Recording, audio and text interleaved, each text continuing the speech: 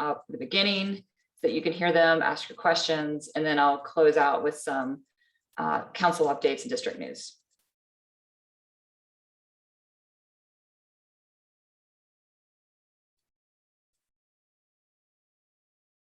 See some neighbors, it's great to see you.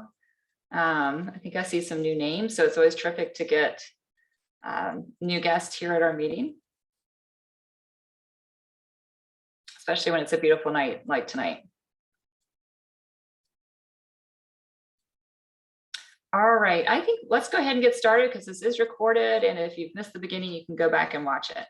Welcome everyone to our second district community meeting.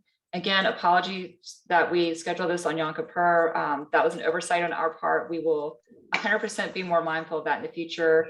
And this is being recorded, just so everyone knows that. I think you were notified when you clicked in. Second district updates will be at the end of the agenda, which you can see here on the screen. If you're calling in, we are going to begin with our new Richmond City Register. And then we will have an update on school reopening by Mariah White, our school board representative. Colette McKeechin is going to bring some greetings.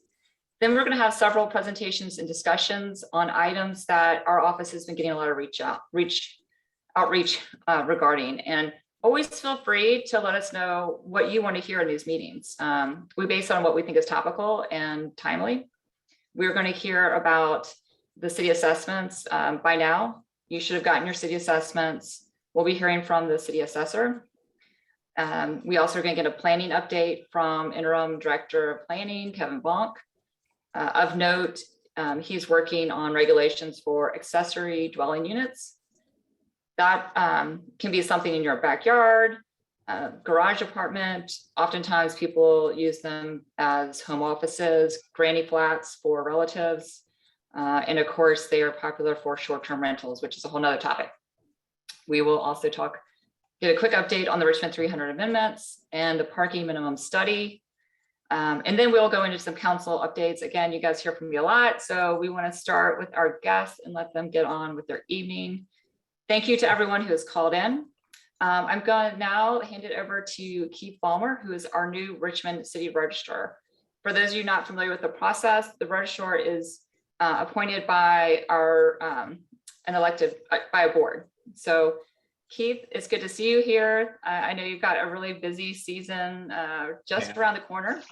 If you'd like to say hello and give folks a little bit of an update on voting this year, where they can get more information, and the new early Sunday voting, which we appreciate you implementing. That's a first for Richmond. Thank you. Thank you so much, Councilwoman Jordan. It's a pleasure to be here. I was appointed on May the 10th, so I've only been on the job for 4 months. I've been working in elections for 11 years. I worked here in this office for about 8 years, and then I worked for the Department of Elections for the last 3. And so this will be my first election in which I am actually sort of steering the wheel, because I kind of started in May in the midst of the election. So that was interesting, because I just had to kind of sort of figure out what was happening.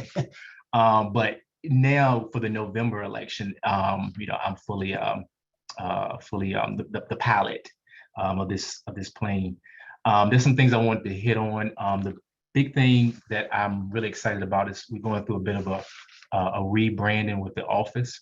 What that means is that we are now the Office of Elections, the Richmond City Office of Elections. And with that, there's a new website that we have, which is www.rva.gov/elections. I've updated the website to include some information that I think is pertinent to the voters, as far as things such as restoration of rights, election officer information. And since I said election officer, yes, we need election officers for this upcoming election. So if you or somebody that you know can give us 16 hours of their time on November the 2nd, we would love to have it.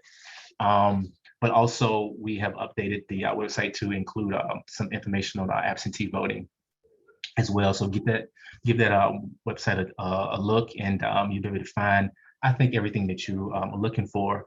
especially with this new election, we have sample ballots that are already out there. And I'm gonna touch on that very, very shortly. We also have a new email address for the office. The old office email address was a bit elongated, if that's the right word, but we just shortened it to now it's just vote@rva.gov. If you to transition to the election, which is actually early voting starts Friday at 8 a.m. 8 a.m. 2134 West Laburnum Avenue is my office. That's where early voting will start Friday, and it will continue for 47 days.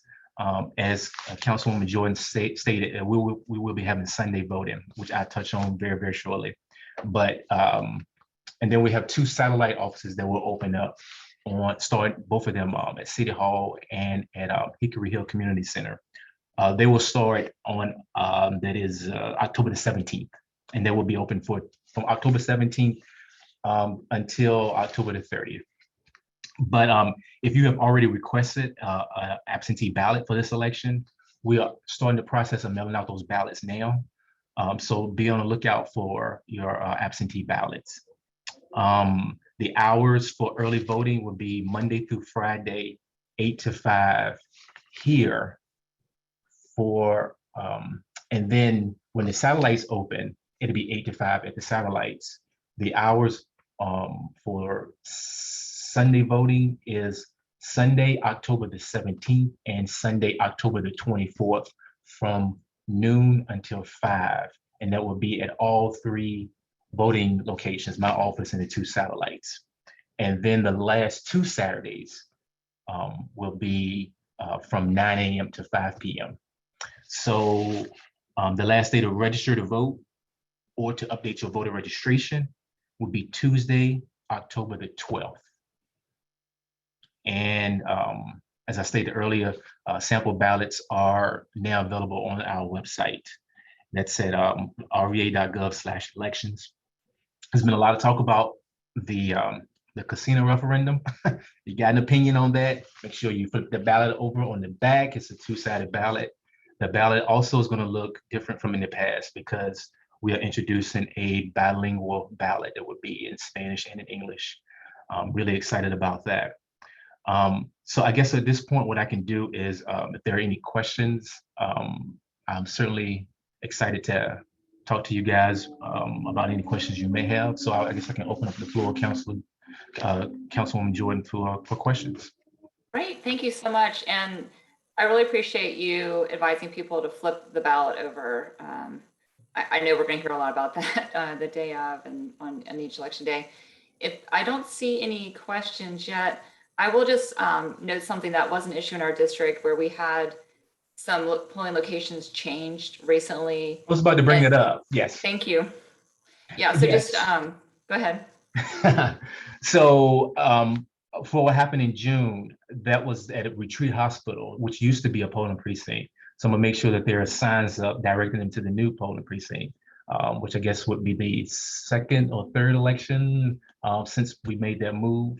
I believe that is the only one that I shouldn't, well, I will have signs up at former polling locations. One that I know of in particular is Retreat Hospital, which I know we had talked about over the summer. But yes. Great, thank you so much. And I see that we have our next guest online. If anyone has follow-up questions for Mr. Balmer, they can send them through us or send them directly. Again, there's a lot of information on the city website. And Keith, thank you so much. I hope you're getting some rest, and we'll see you at the polls. See you at the polls. Thank you, everybody. Have a good rest of your meeting, Councilwoman Jordan. Thank you so much for allowing me to speak for a few minutes. Yes, thank you. Sure. Great. So we see next on our agenda, we have Mariah White, our school board representative in the 2nd, to give us an update on how school openings have been going. Mariah? Evening, everyone. Good evening.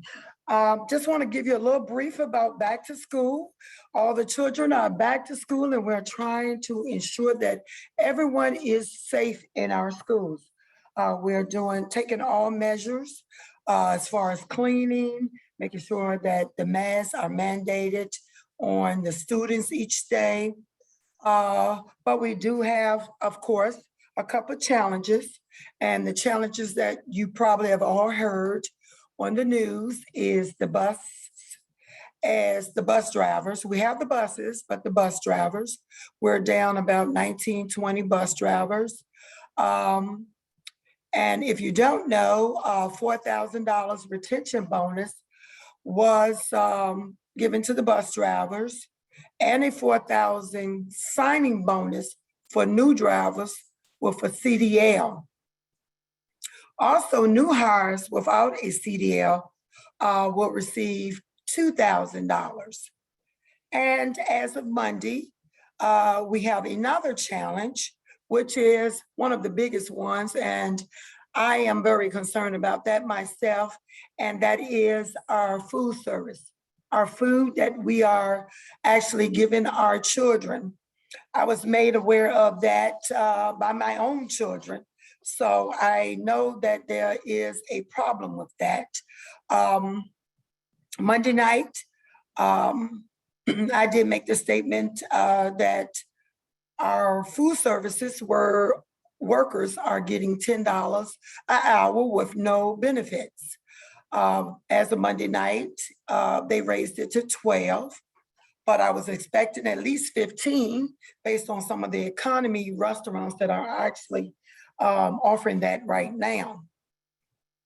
So those are a couple of our challenges, and I want to thank everyone who contribute to Fox Elementary for their picnic tables so that the students could get out there and get some air while they enjoy their lunch.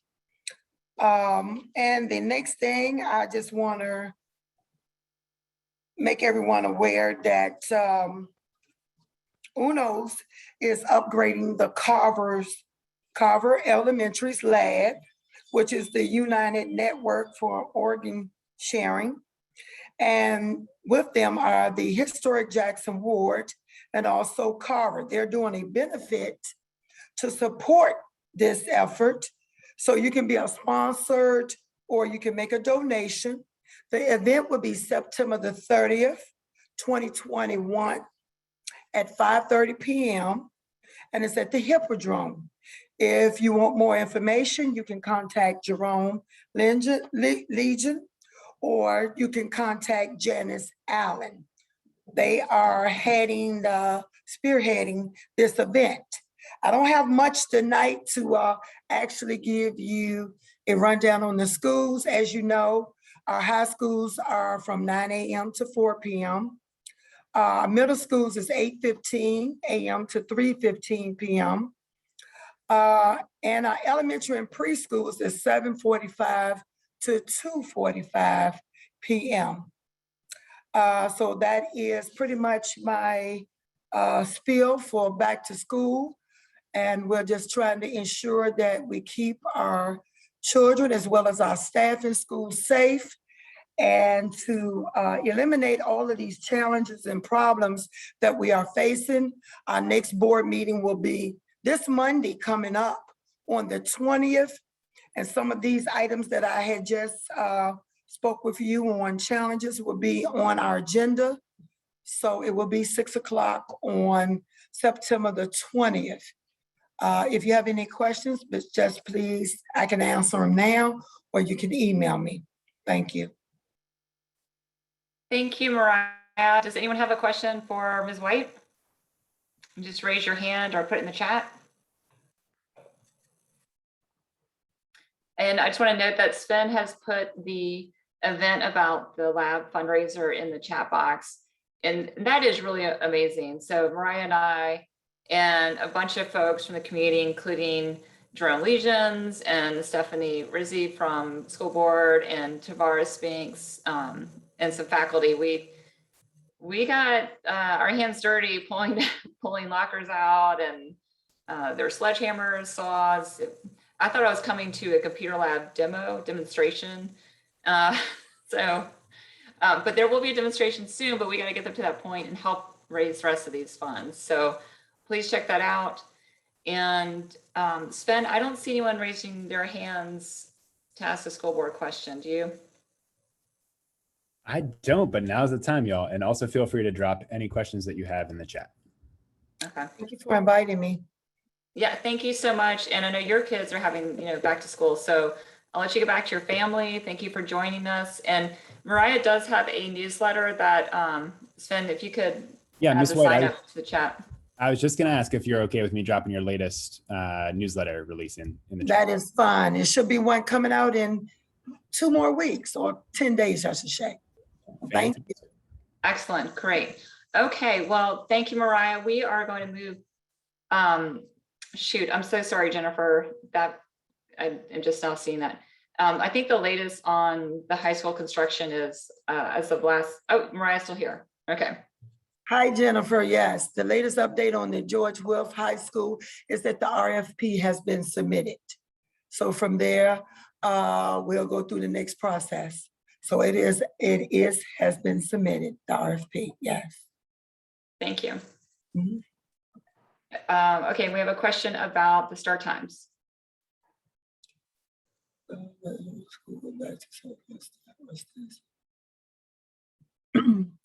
Well, for the middle schools right now, I think it's gonna be, it's gonna stay as is, but we do have a couple of, elementary, I'm sorry. We do have a couple of elementary schools that are on middle school schedules, like for instance, Carver. But we may be having some changes. It was brought up to the board on Monday about preschools. So they're really kind of looking into that. But the elementary, yes, it will probably stay for the rest of the year, 7:45. And I understand your, Shanette, I understand, because I have a child at 7:45 too. And he doesn't like it because he has to get up at 6:15. So I understand you. So thank you for taking those extra questions, Mariah. We also have another one of our elected representatives, Colette McEachin, who is our Commonwealth attorney. She wanted to stop in and say hello. Hello. Hi. We got you. So it's good to see the councilwoman again. I saw her early this morning at the Scott's Addition Civic Association meeting. And so it's a nice way to begin and end in the 2nd district. The Commonwealth Attorney's Office has been relatively quiet this summer in a good way. We are working on a couple of things that I mentioned when I was running for office during the primary this summer. The first is moving the restorative justice principles of diverting those cases that we can from the courts or from court adjudication. And so we were able to train 12 different community members in June.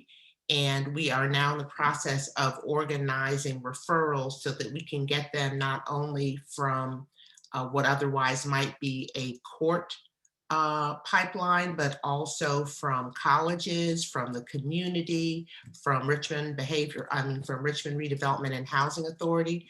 So we're looking at a number of different referral sources, because the more expansive restorative justice is in the community, the more people can be positively affected by it, the more input victims actually have in what has happened to them, and the more likely it is that a offender will be able to take accountability and repair the relationship, which is really what restorative justice is focused on. That's kind of on one end of the spectrum. On the other end is our concern, obviously, for the high number of homicides that are occurring this year. And sadly, that is a nationwide trend. There is no one thing that is causing it in Richmond or any other city. It's not a gang warfare. It's not increased robberies. It's not even necessarily the fact that more people are buying firearms than previously. A lot of the homicides that we are seeing are either based on domestic violence incidences between family members, parents of the children, people who are in the middle of a relationship that has gone horrifically bad, or they are impulsive, spontaneous reactions to being upset about something. And so I would just urge everyone, if you know someone who owns a firearm, please talk to them about how to safely navigate their ownership. Everybody, obviously, who's not a convicted felon or under some other legal disability has a right to own a firearm, but a right does not make it a smart thing. And so please have conversations with your friends, your family, your children, your relatives, if you know they own a firearm, about how they react in situations and whether or not they should have that firearm with them at all times, which is what we're seeing in Richmond. I'm happy to answer any questions that anyone might have about a crime or criminal law. Thank you. It looks like we have a question in the chat from Jennifer. Great news on the restorative justice program.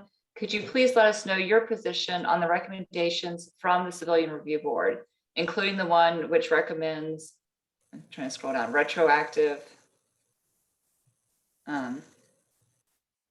discipline for police officers who are identified as having mistreated nonviolent social justice protesters last summer? Actually, that is not my remembrance of what the recommendations were, but I could be wrong.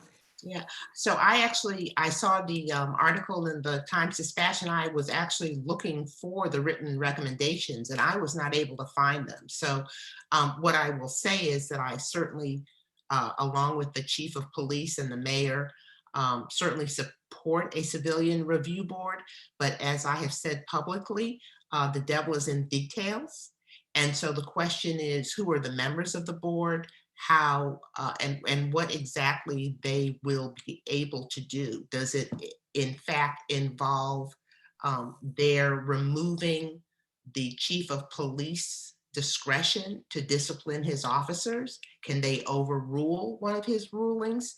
Yeah, I just have a lot of questions about the details. So I would like to see something in writing, and I guess I'll ask you, Catherine, have you seen something in writing, or can Sven send something? Yes, we can send that over to you. It came, I believe it came last week to our office, and it was sort of a wild week here in the 2nd District. But they did do a presentation at City Council, the informal meeting at 4 o'clock, and you can go back and watch that video. We will also send you the report. And then for those of you that have access to the chat, we placed the document in the chat. And it's very well written. I think it has a lot of sourcing to it. The task force put an immense amount of time into this. So I do hope everyone will read it. This is something that council will be taking up, and it does, it affects everyone. And we thank you. If you're on here and you participated in the task force or you took the survey, you helped create this product. So I appreciate that question. Do we have other questions for our Commonwealth Attorney? I don't want to let you off too quickly after Mariah closed out and then we immediately had 2 questions. So I'll stick around for a little bit just in case somebody has a delayed question. Okay. I'll be around. Excellent. Well, we appreciate you being here. Thank you for stopping in. And our next guest, Sven, we have, I believe they're queued up and ready to go.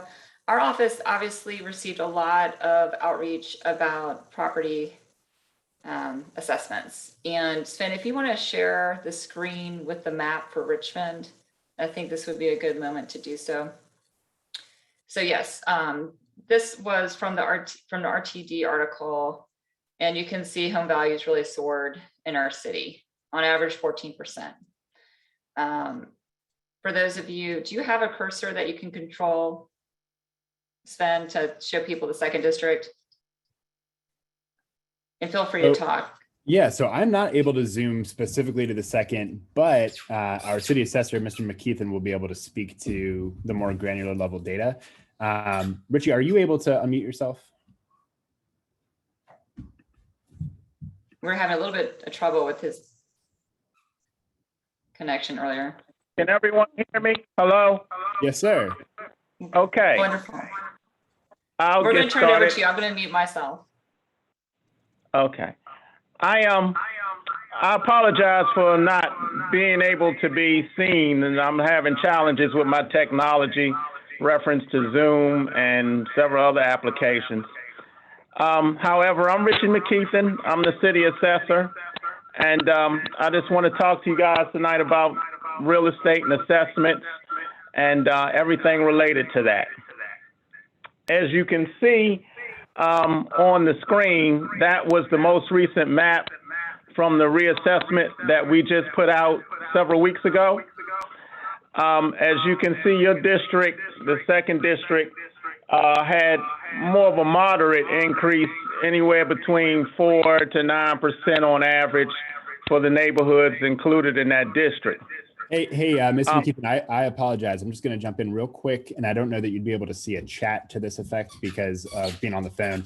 I believe since you have both your other profile up and the phone, there's a little bit of an echo. So if you're able to potentially mute or leave that other profile and remain on the phone, we'll probably avoid that. Yeah. Okay, thank you. Yep. All right, can everyone still hear me? Yes, sir. Thank you. All right.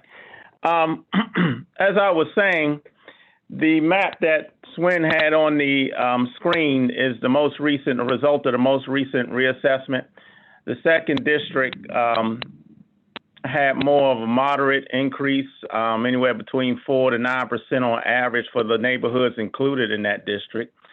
The biggest challenges we had citywide were further down on the south side as far as high increases between 25 to 40%.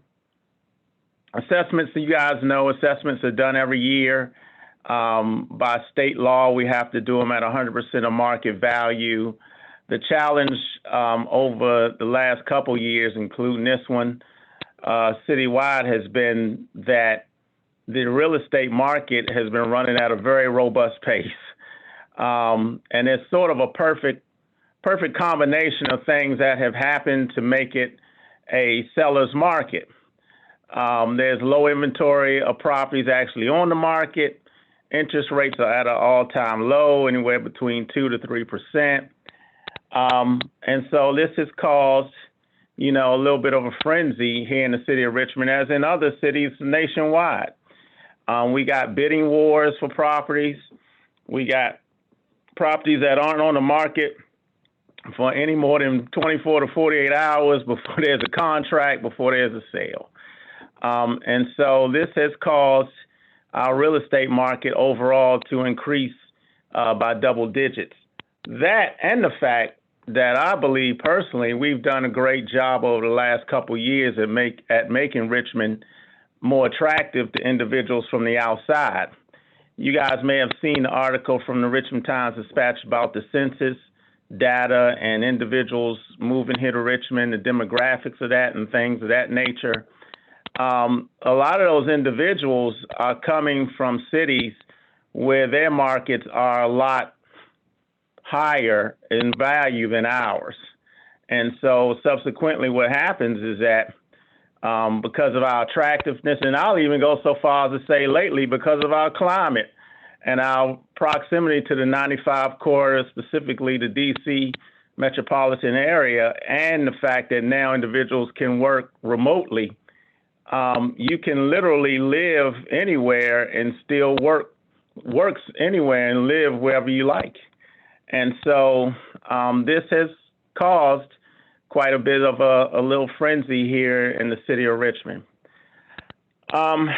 Couple things you guys don't or may not understand is that the city assessor by law doesn't handle anything to do with the actual payment of real estate taxes. That's handled by the finance department.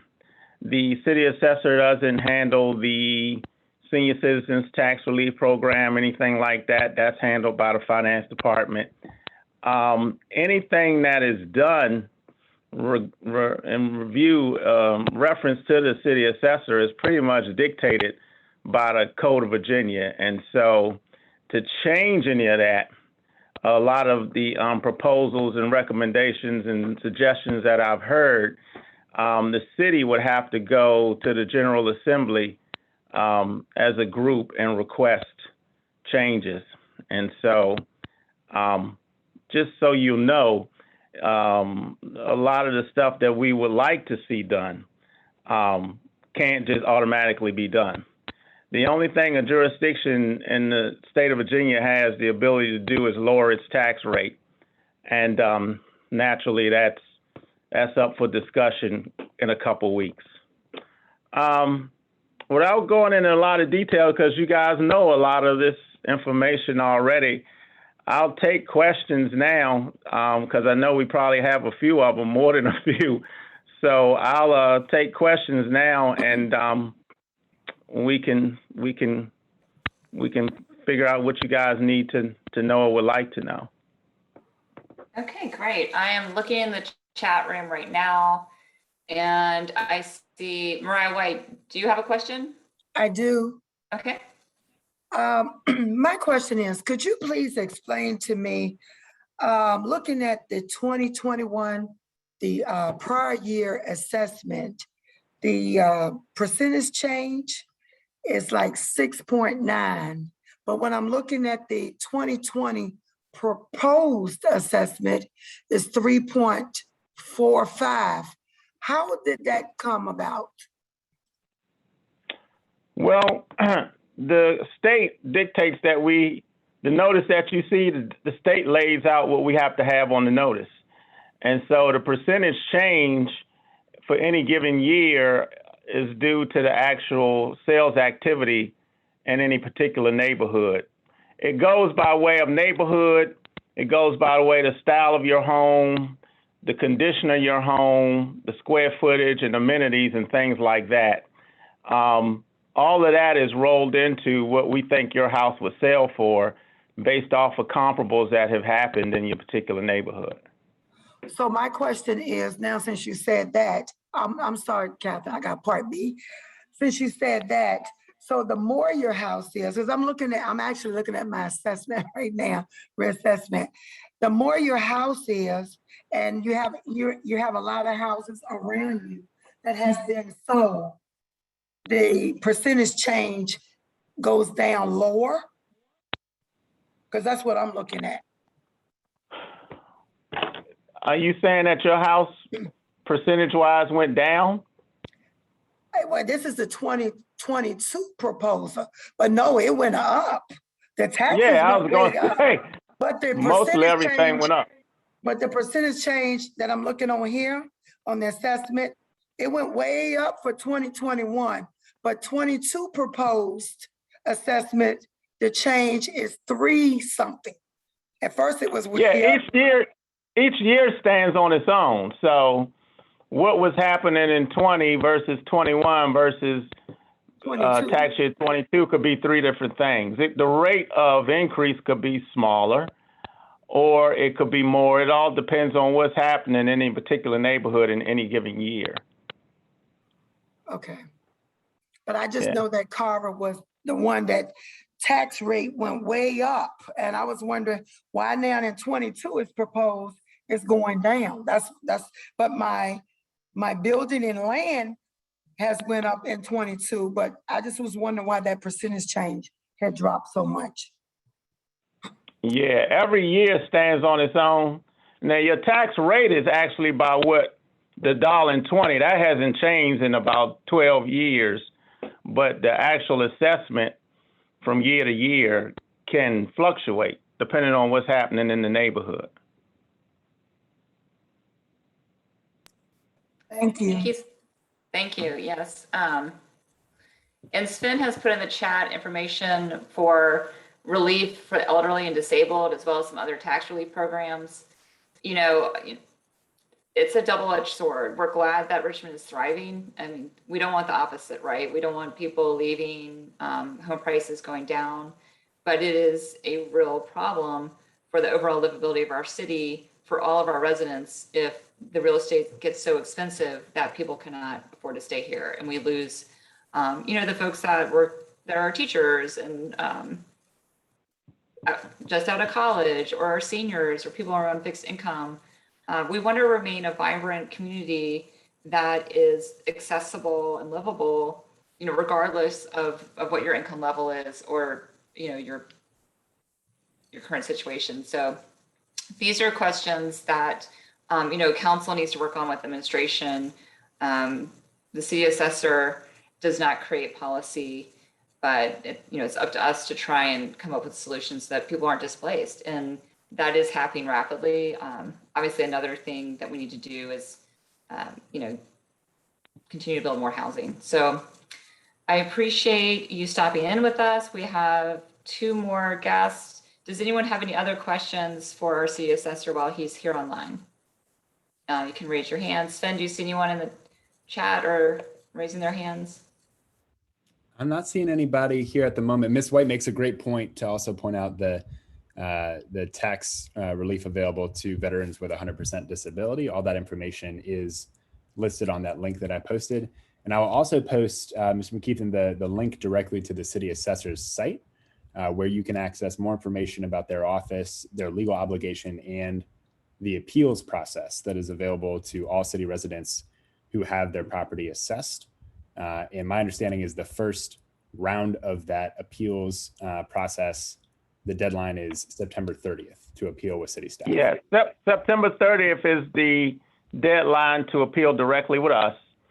And November 30th is the deadline to appeal with the Board of Equalization, in which you actually meet with a board and come in and prove your case, like a little hearing. And so everyone take my number down. It's 804-646-5304. Feel free to call me directly if you have any questions or anything about anything related to assessments and real estate and stuff like that. If it's not under my jurisdiction, I'll definitely try to help you find an answer with another department. Excellent. Well, we really appreciate that. Thank you so much. And certainly. Thank you for having me. Take care. All right. Good evening. Take care. Good night. Sven, can you put our agenda back on? Let's just do a little, it's 6:40. And that 40 minutes has flown by. We still have on our agenda a conversation with our acting interim planning director, Kevin Vonk. Kevin, are you with us perhaps by phone or under a name that maybe we don't recognize? I am not seeing him on at the moment. Okay. Well, I'll go into my updates while we ping him to see how he's doing. Let's see here.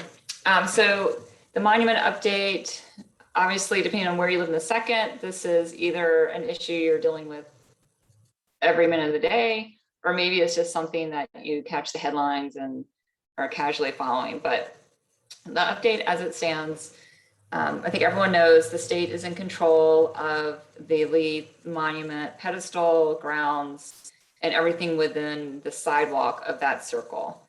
So last week they took down the horse and rider. They tried to find the old capsule and they put a new capsule in. And from there, our understanding from the state is that they're trying to determine the path forward for the fence. Obviously, the fence we were told was going up for to stabilize the area and for them to be able to move in quickly with construction equipment once the legal issues were resolved.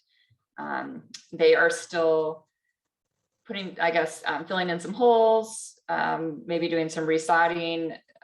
Probably the mortar has dried by now where they put together those areas. We expect to hear more about what's going on with the fence, I would think, by the end of this week.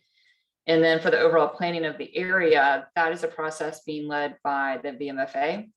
And I thought from now, actually, we were going to get an update on the hiring process, the schedule, and how the community was going to be able to provide input. So when we get that information, we will share it out. There's also a community-led group called Reimagining Monument Avenue that has a Facebook page. Sven, if you'd like to put that in the chat. They are fairly active, and I would say have membership across the district. You will absolutely see people you know in that group. Let's see.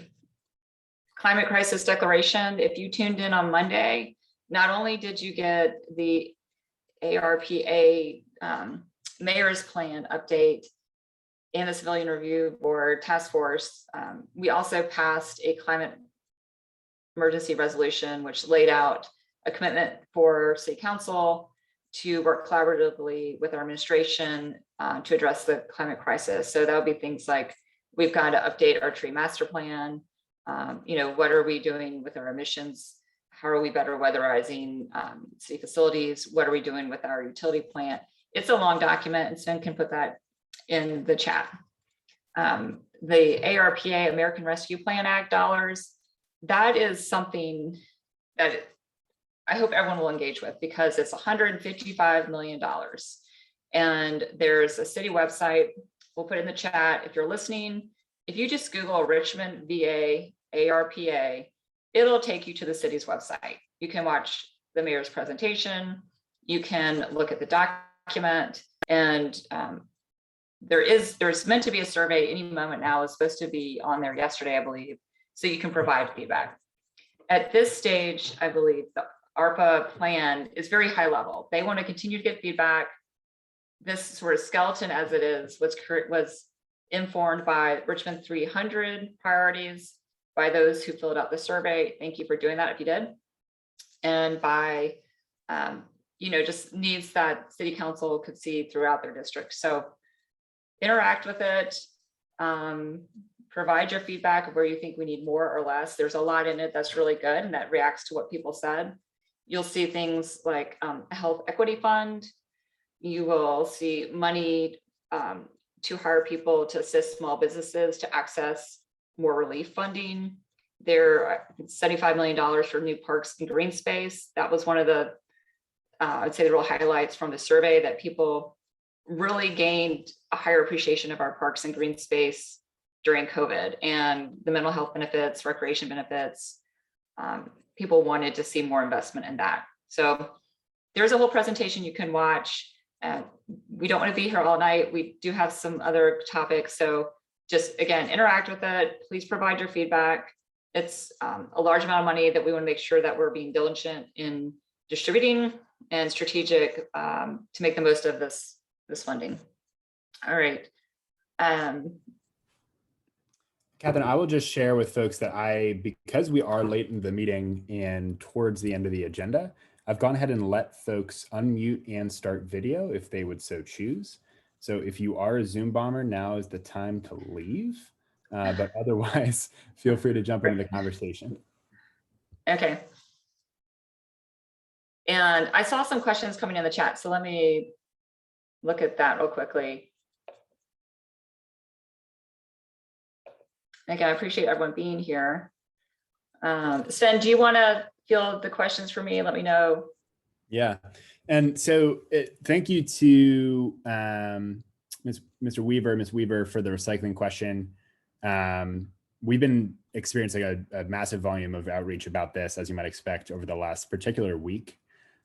Because of staffing shortages in that sort of industry sector, not too dissimilar to the shortages that we're seeing with GRTC and school bus drivers.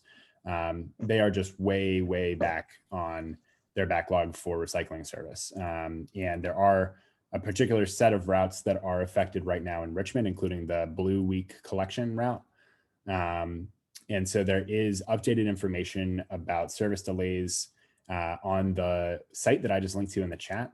And you can still reach out to their hotline. I've had some success connecting folks this week with their hotline and relatively short wait time still for requests for service and any questions that you might have. Thank you. I thought I saw another question about the Valentine. Yeah. And Okay. so, yep. Sorry.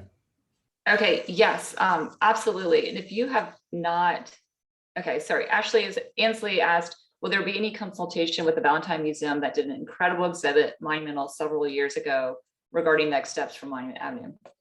Yes, I do believe the Valentine is part of, I would say, the strategic thinking group that the VMFA will be relying on. And 100%, if you have not seen that exhibit or work, it's absolutely worth looking at. It's online. Sven, if you want to try and drop it in there. If you Google Valentine Museum Monument Avenue competition, you will be able to access that site. And for those who aren't familiar with it, it was a worldwide competition and they received really everything from student submissions to like world-class award-winning landscape architects and designers submitted their idea for what Monument Avenue should look like. So a lot of things that we may have heard as ideas thrown out, you actually get to see in renderings that were professionally done. What would it look like if Monument Avenue was an art park? What would it look like if we, just regreened everything? There are a lot of different, ideas in there. It's absolutely worth looking at. And we also want, and I believe the Black History Museum, which is also in the second district, is also, informing this process. We have a lot, we're good. We have a lot of great historians and community engagement groups here in the city. So we're lucky and we'll be relying on their expertise, certainly.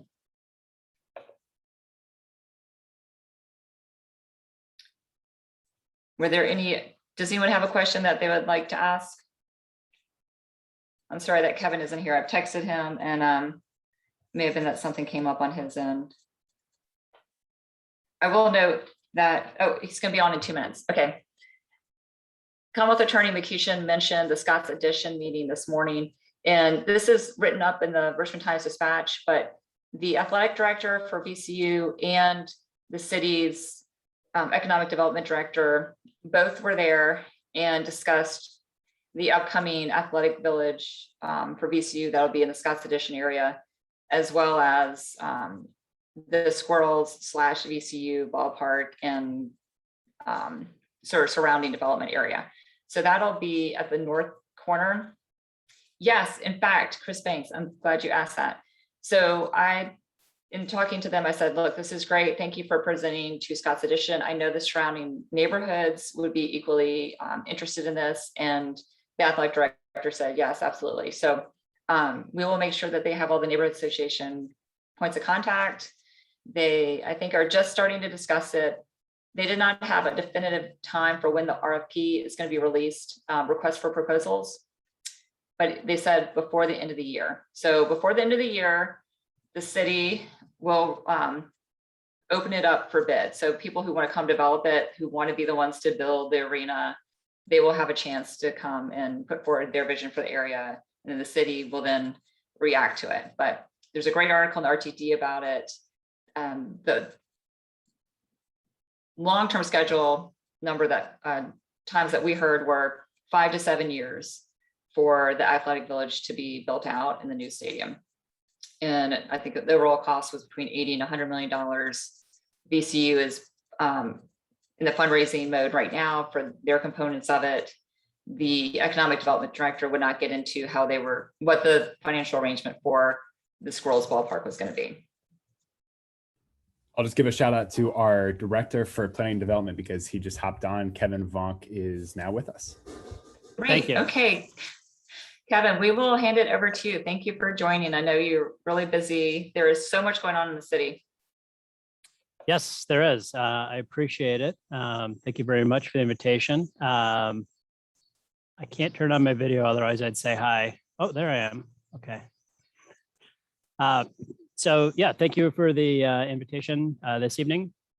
I'm just going to bring up a quick presentation here, and if you're able to see slides on the screen. Sure am, yeah. Great. Okay. So hi, you don't know, my name's Kevin Bonk. I'm the acting director for the Department of Planning and Development Review. I appreciate Councilmember Jordan inviting me to the meeting this evening. I just wanted to quickly go through a few things on which we're working in the department and in the city. And then if there's any time for questions, I'll answer best as I can. So our work is shaped by implementing Richmond 300. And these are the things on which we are focusing our efforts and working towards implementing the master plan through 6 big moves. And if we get off to a good start on these 6 big moves, we'll be well on our way to realizing the vision within the plan. So things, a lot of the work that we've been doing, I know it's been discussed about reimagining priority growth nodes. The Greater Scotts Addition is an area around the diamond in which we're working towards making some progress. Rewriting the zoning ordinance is something that has been discussed. We're still looking for some opportunities for funding to move forward with that. But in the meantime, we are tackling zoning a few parcels or many parcels at a time. So just updates on some actions completed this summer. The Pulse Corridor zoning was adopted. This rezoned significant area on West Broad between Arthur Ashe and Belvedere. I appreciate the council member's support on this. And I know this is a paper that has been in progress for a while. And I know we'll be continuing to talk about it, about perhaps some tweaks to the south side of Broad. But this paper has been adopted and hopefully will both align the zoning with the future land use in this area and help us to facilitate some good development that is desired. Also on the same night, the Greater Scotts Addition zoning was also adopted. This is the area basically north of the CSX tracks between Westwood and the interstate. Zoning here to, again, look at redevelopment of this area around the diamond, and its VCU modifies its facilities. And then the B7 has been used to really, kind of use that mixed use business district as things shift from industrial into adding other uses. Industrial in these areas maybe isn't what it used to be in terms of hard manufacturing. And so we can find that there's some compatibility with other uses, including residential. And so we're looking forward to seeing this area develop as well.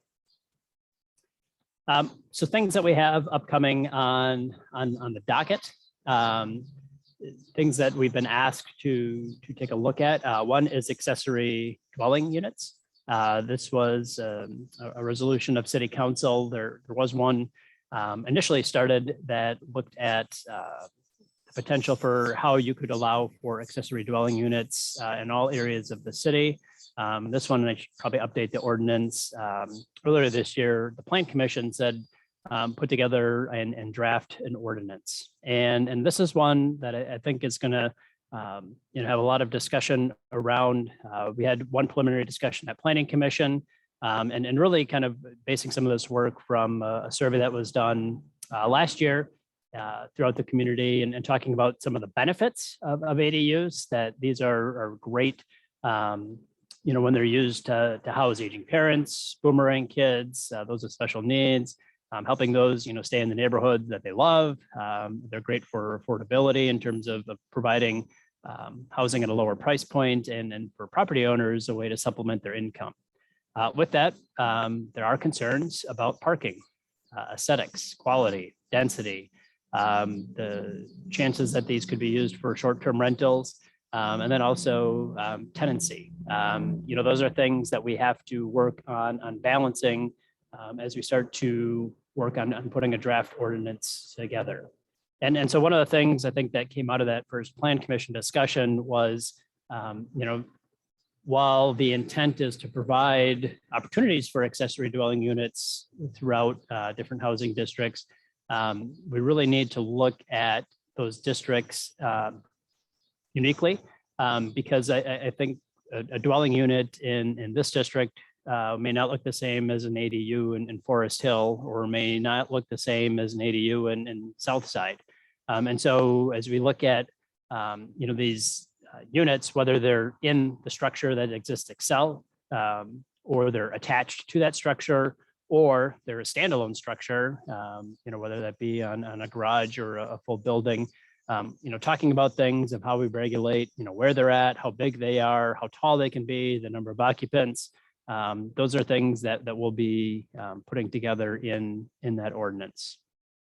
And then also, there's a resolution out there to look at eliminating minimum parking requirements in the city.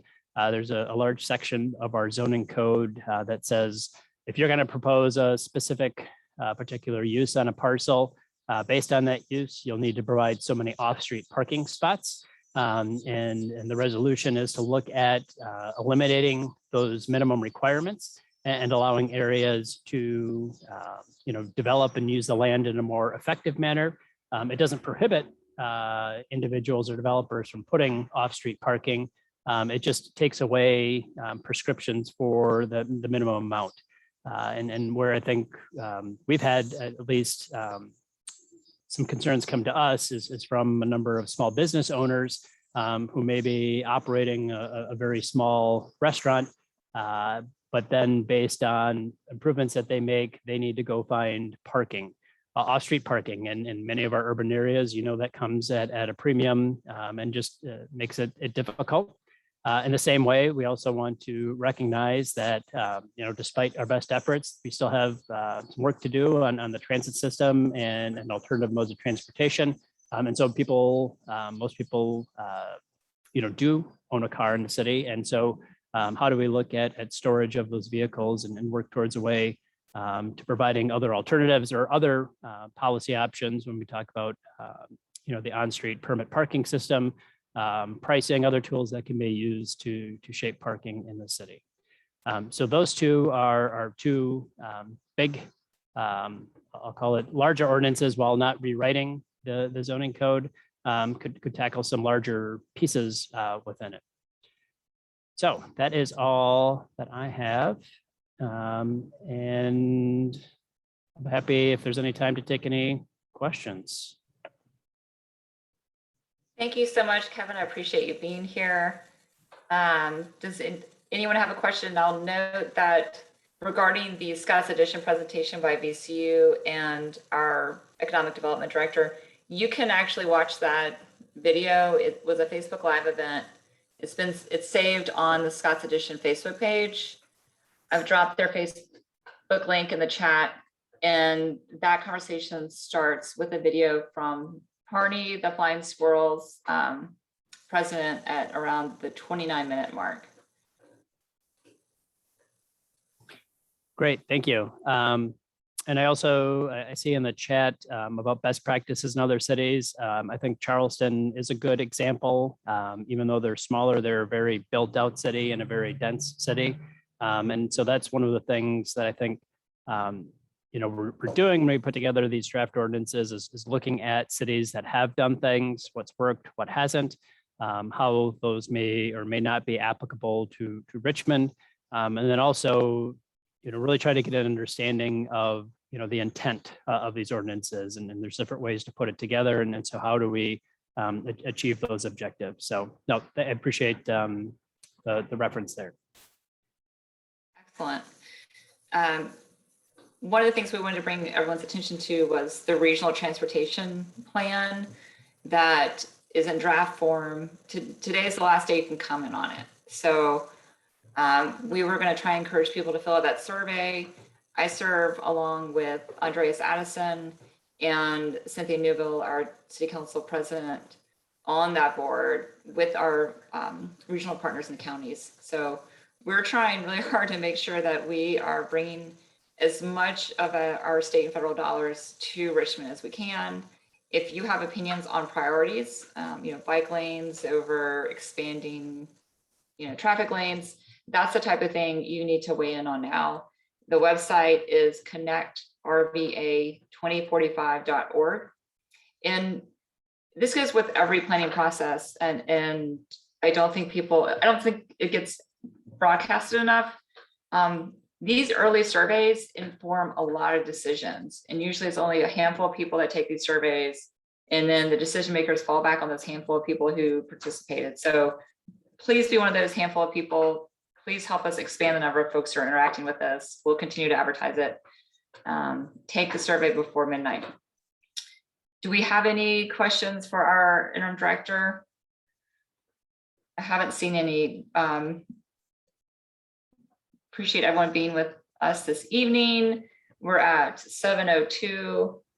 And Kevin, thank you so much. I know your days are long, and thank you for spending some time with us this evening. Again, thank you for the invitation. Happy to be here, and we'll talk to you soon. Great. Good night. Well, this feels like a good time to close it out.